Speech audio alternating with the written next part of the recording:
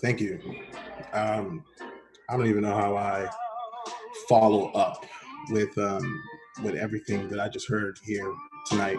I don't know if you guys can hear my music in the background, but there's a song by Donny Hathaway um, called "We Need You Right Now," and it's a song I've been listening to for a few months. Actually, like it's on like repeat, and it speaks a lot to what's going on, what's been going on, and what I feel will continue to happen. But like like Barry, I'm going to keep this brief, but I want to start with this one saying, this one phrase: La union fait la force. I'm going to say that again. La union fait la force, and that what that means is unity makes strength, and that is a phrase that is on the Haitian flag. And for many of you that don't know, I'm actually Haitian descent. You know, I'm not. I'm born in America, but my family is from Haiti. I'm first generation American, Haitian American.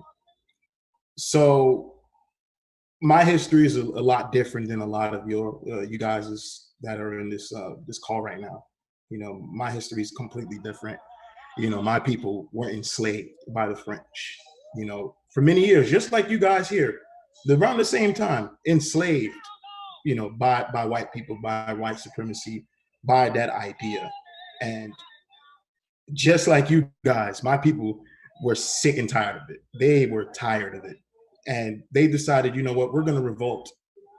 We're going to revolt, and I've been digging into this history a lot recently because I feel like in order to step in front of a fight like this, you have to understand where you come from. You have to understand your background, your own heritage, and how and why you are where you are today. And I started digging into the Haitian Revolution, started digging into how did an island full of slaves defeat one of the biggest countries when you talk about France with all the power that they have. How did we manage to accomplish that? And it was through this saying, "La union fait la force." Unity makes strength.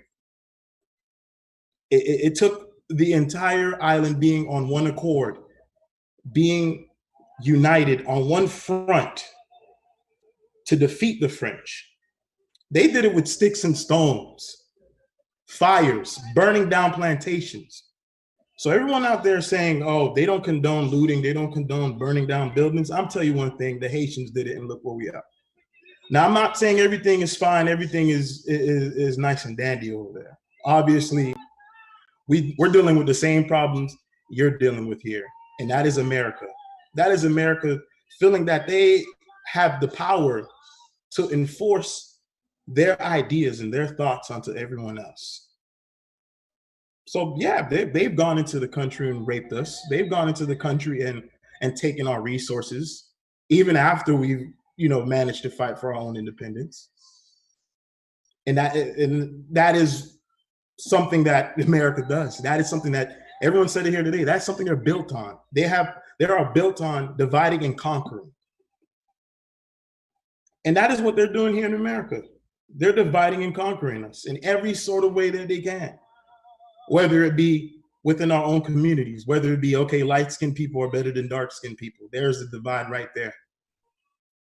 Whether it be, if you have more money versus less money, then your value in this country is better. Look at celebrities. A lot of celebrities won't have to deal with the same kind of issues we have to deal with. A lot of them don't have to worry about knees being placed on their necks, because a lot of these police officers, these white police officers, these white racists, okay, you guys are contributing to this economy. So we don't see you as much of a threat unless you're Kaepernick and you're kneeling on Sundays. Then that's when it becomes a problem. You're not fitting into that mold. La union fait la force. Unity makes strength. I didn't come here with anything planned to say. I wanted to listen to what everybody else said and just be inspired by that. And what everyone else has said today has inspired me. And I could say that I've always been inspired by this movement, regardless of when it started. But I've always felt that, people that look like me deserve an equal opportunity in this world, in this country specifically. And I believe that is going to only happen with unity. Now, we are in a different time. Personally, in my mind, in a perfect world or an imperfect, whatever you want to call it, I would say follow the model that the Haitians laid out. I would agree with that. I would agree with all the Black people in this country revolting, but that won't solve anything. That will not solve anything at this point. The only thing that can solve this is unity. And we're seeing that now. We're seeing that with the protests. We're seeing that with people getting on the same boat, if you want to say, where we're all coming to the same agreement. Okay, what happened to George Floyd was murder. We all can agree with that. We all can agree with George Floyd being murdered because he was Black. I think we can all agree with that at this point. We can agree with that when it comes to Ahmaud Arbery. I was watching the hearing today, and they're questioning. I believe it's the attorney, whoever this guy is, and the statements that they were taking from Travis McMichael and George McMichael. And one thing, there was something that was said, and someone on the scene overheard Travis McMichael saying this thing. Called him a fucking nigger. If you can agree that this was a racist act, then I challenge you to take a look into yourself and ask yourself if you're a racist or not. La union fait la force. Unity makes strength. All I gotta say is there's a lot of Black people in this country tired. I'm one of them. I've been on both sides of the fence. I've been on the side of, I just want to hate all the white people. I've been on the side of, okay, let me give them a chance. Sooner or later, I'm not going to be able to play both sides. Sooner or later, everyone else in this country is not going to be able to play both sides. It's going to become a time where you're going to have to pick a side. And white people, I have to warn you right now, I know the strength of Black people. I know the strength of Haitian people, and there's a lot of us in this country. That is not what we want to, that is not the route we want to go. We'd rather solve this peacefully. We'd rather solve this peacefully. I'd rather solve this peacefully, but I can see it. My people are hurting. I'm hurting for them. And the part of me that wants to keep this peaceful, I don't know. I don't know if I can do it. I don't know if they can do it. And I don't know if I'm going to stop them. So I'm challenging you, everybody in this call, everyone watching this stream, do what it takes. Be a part of the movement. Stand. Don't just say you stand with us. Actually stand with us. Stand behind us. It's not enough to go, like I said the other day, it's not enough to use your platform to say you stand with Black Lives Matter. If you're not doing what it takes, then get the fuck out of the way. Because I'm telling you, it's all heads on now. You done awoken the sleeping giant. And you got a lot of people angry. A lot of people angry, even myself.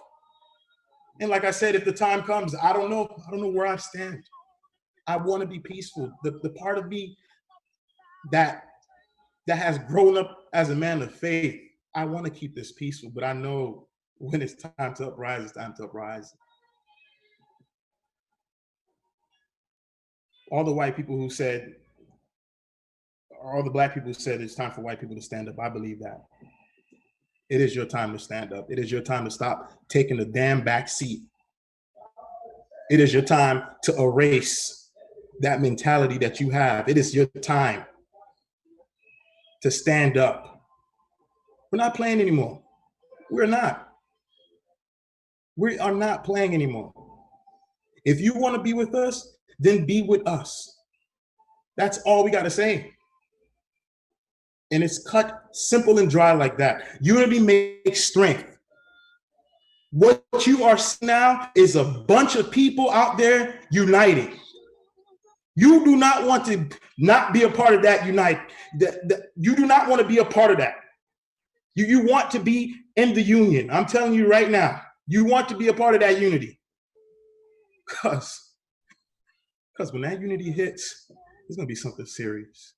And no police force, no army, no bomb could stop it. You got a president that's an idiot. It's time to get him the hell out of office. He has no business being there. No business whatsoever. So who's going to take a stand? Who's going to take a stand and say enough is enough?